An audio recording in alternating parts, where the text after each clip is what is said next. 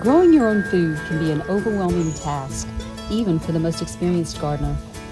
From choosing the right crops to grow for your gardening zone, to deciding whether to start your own from seeds or just buy the already established plant from your local nursery. Once you overcome those obstacles, then you're faced with other challenges, like garden pests, weeds, and more. Today I'll share with you some of the tips we've learned along the way to hopefully help you achieve a successful garden harvest.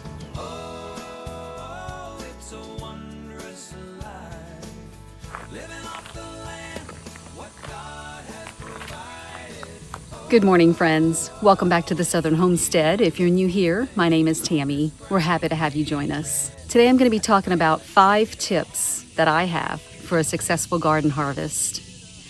Now, these aren't your ordinary tips. I'm not going to tell you how to grow the biggest, most delicious, juiciest tomatoes. I'm not going to tell you what to do to keep chickens out of your garden because I don't know. I've tried. But what I am going to share with you are some tips that we've learned along the way over our 20 years of being on this homestead, and most of which we learned through trial and error and just, going with what we think might work. We are not experts by any means. We have lots of mentors that we also follow, a lot of them here on YouTube, and we've learned some tricks from them along the way as well. But I will share with you what we have learned. So tip number 1 might sound pretty obvious. Grow what you eat and eat what you grow.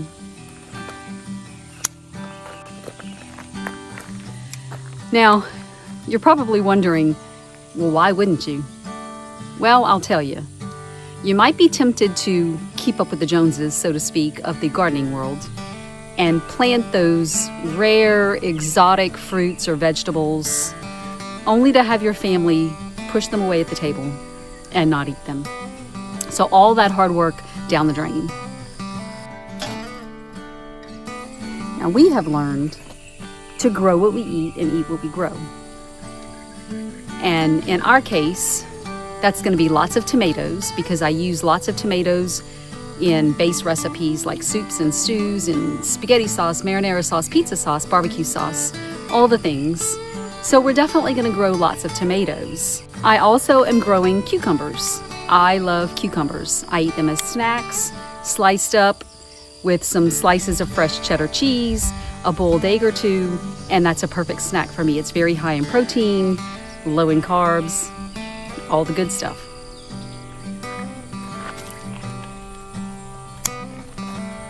And by the way, look at the size of these slicing cucumbers. They're amazing. If your family doesn't eat beets, don't plant beets. I don't like beets. My husband doesn't like beets. My children didn't like beets. So we've never, ever, ever planted beets on this farm. Now, it might be fun to experiment with some different things that you've never grown before. I'm not saying don't try that. But if you're trying to put food on the table for you and your family, why on earth would you plant something that you don't eat? Now, I know what some of you are thinking.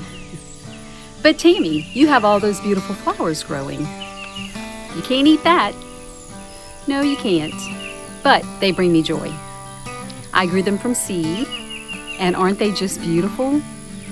I have also planted beneficial flowers into my vegetable garden that's going to help deter pests like marigolds, nasturtiums, and I also planted some zinnias and some snapdragons, and again, they bring me joy. And if I don't enjoy being in my garden, I probably wouldn't be out here as much, which means the vegetables would die on the vine and no food would be on the table. So I'm going to plant what I can eat what I plant, but I'm also going to plant a few things around the garden that bring me joy. So if your family loves corn, then plant rows and rows of corn. But there's a caveat. If you can't preserve what you grow, then it just goes to waste. So my second tip is going to be preserve what you grow so that it'll last for years and you can continue to enjoy that harvest. So this massive amount of cucumbers that I harvested in just 2 minutes, we can't begin to eat all of these for fresh eating. But thankfully, my husband purchased my freeze dryer that I've been saving for a couple of years now. And these make the most delicious snacks.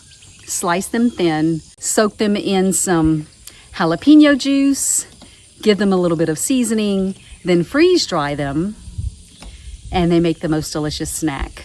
Here on our farm, you know, we grow a lot of blueberries, and you can only make so much jam.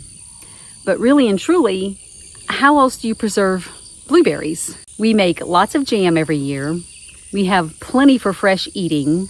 We'll keep some frozen in freezer bags for smoothies and things like that. And now that I have my freeze dryer, I'm going to start freeze drying some of those blueberries, which will make an excellent addition to our resources for preserving food. So these freeze-dried fruits are perfect for topping oatmeal, for putting inside your homemade muffins, and just eating them on the go as a nice, healthy snack. Just picking some tomatoes. We have lots of tomatoes. But again, since I'm going to be pressure canning a lot of our meals in meal bases, I need lots of tomatoes. So I made sure I planted plenty, and I think I have like 20 tomato plants, and they've all produced.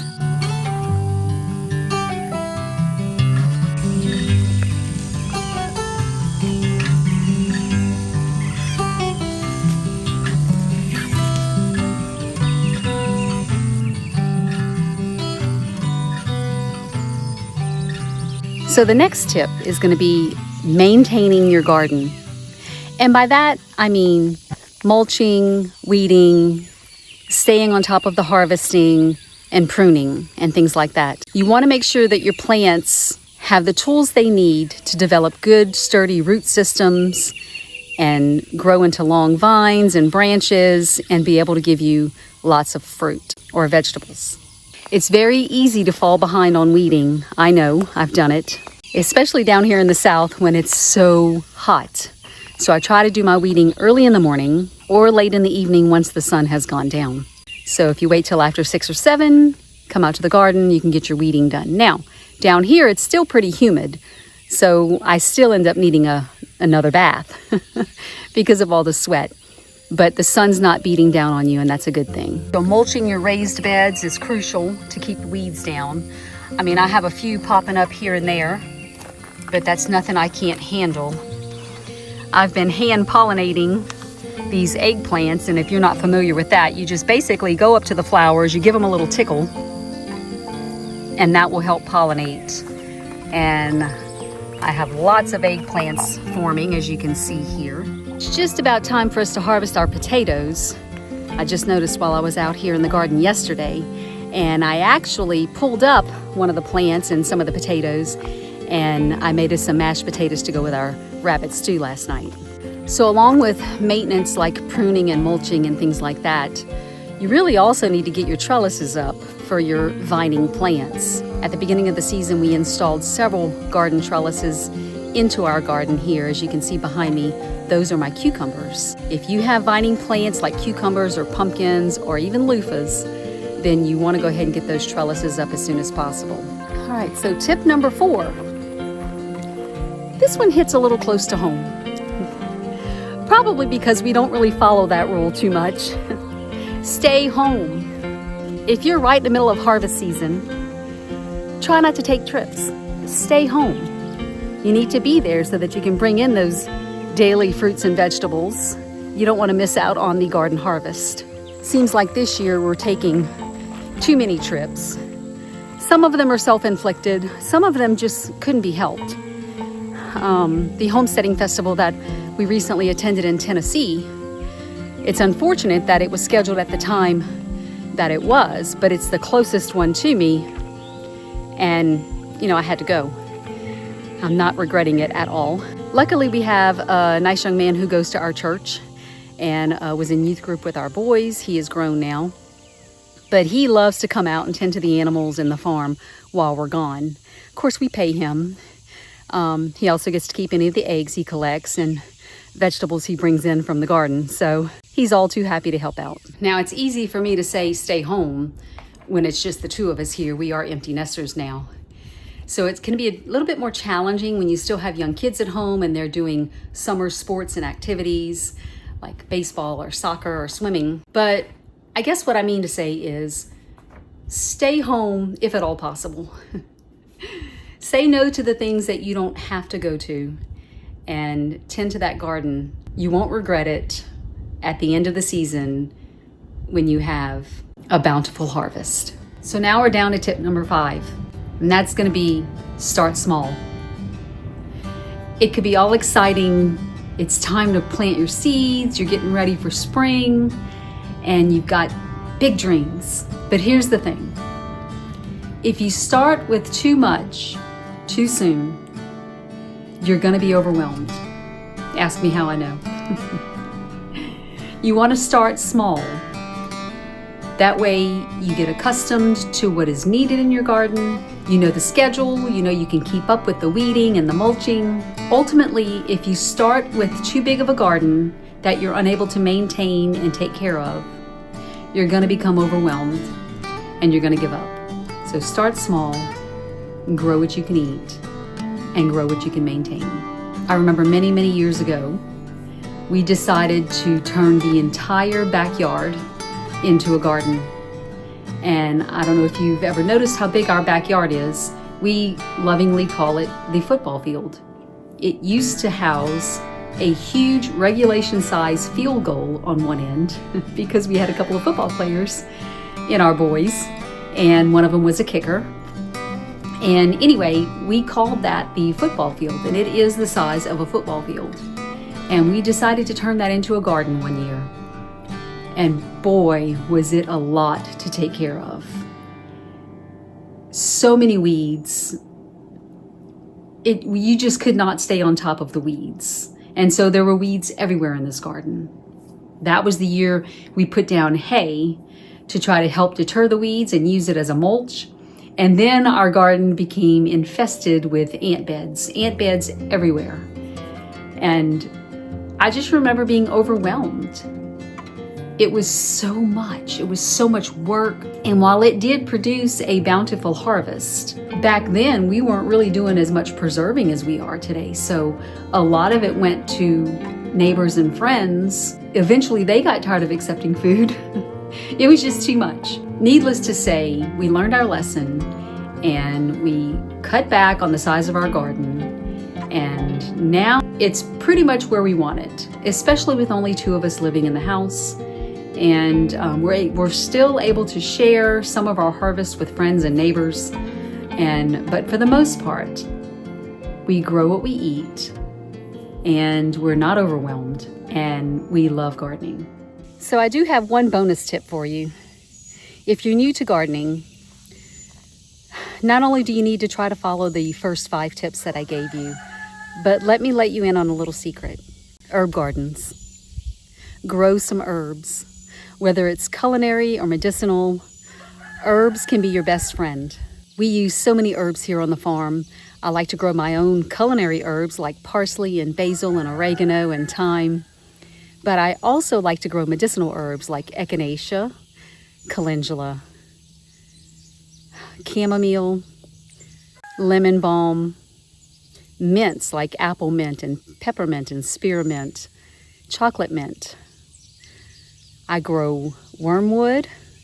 I grow rosemary, lavender. There's so many out there, and they're really user-friendly. Most of them thrive without any help at all from you. Just give them the right conditions. I am a registered nurse by trade, but I'm an herbalist wannabe. And I pore and scour over books about herbalism, and I am my family's herbalist. Long before we reach for the ibuprofen or Tylenol or anything like that, I'm going to reach into my herbal stash. And just recently, when I got stung by a bee right on my chin, I was able to go to my porch, grab my plantain, which I also grow, make a poultice, apply it, and 0 swelling. I don't know what I would do without my herbs. Grow some herbs today, and I promise you won't regret it. So I'm working on getting my tallow rendered down. I had to do another batch, and it's gone through 1 rendering so far. I'm hoping to only have to do 2 or 3 since we're about to go out of town again. But as you can see here, after the first rendering, all of the impurities that have settled down to the bottom, I have to scrape off. Then I'll remelt everything down, render it again. We'll see on the next rendering how many impurities are still in the tallow. I have a video on rendering tallow from start to finish. If you're interested, I'll link that right up here for you. Thanks for joining me on the homestead today. If you're new to gardening, I hope some of these tips have helped you. We'll see you next time.